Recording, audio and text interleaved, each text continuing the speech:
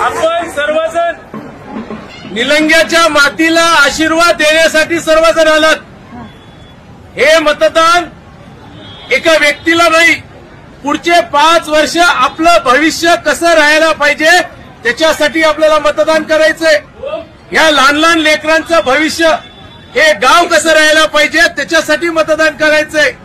आपल्याला 100% सर्व सोय सुविधा घेण्यासाठी आपल्याला मतदान करायचंय आणि आपल्या सर्वांना निलंग्याच्या स्वाभिमानासाठी मतदान करायचंय, हे आपण सर्वांनी लक्षात घ्या।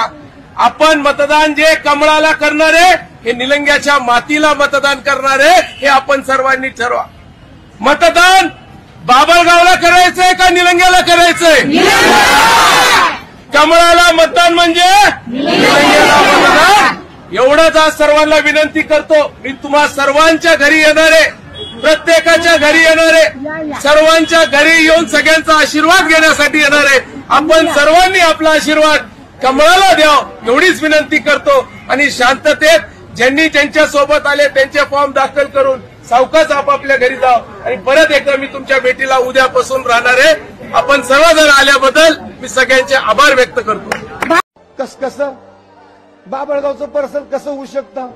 मी पानचिंचोलीचा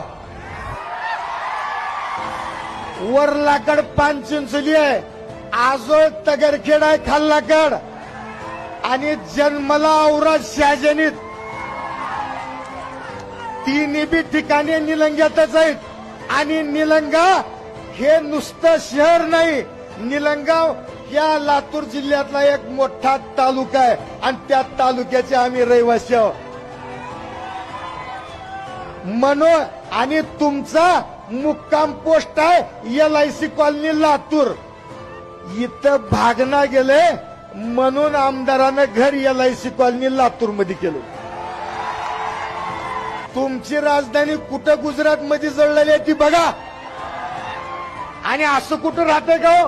कुणी पक्षातून ज्यांनी ज्यांनी थांबतात त्या पक्षाचे अध्यक्ष व त्यांचे नेते ज्या गावचे तिथलं पार्सल म्हणतात, बरं मी बाबळगावचं पार्सल, मग तुम्ही भाजपचं तिकीट घेतलं, तुमचे अध्यक्ष तुमचे नेते गुजरात मध्ये आहेत, मग तुम्ही गुजराती पार्सल आहो का? अहो साधं तुम्ही राहतात ते सुद्धा पाप आहे।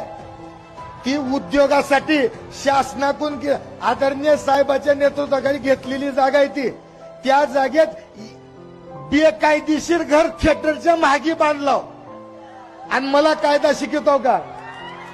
तुमचं मुद्दल बेकायदेशीर आहे।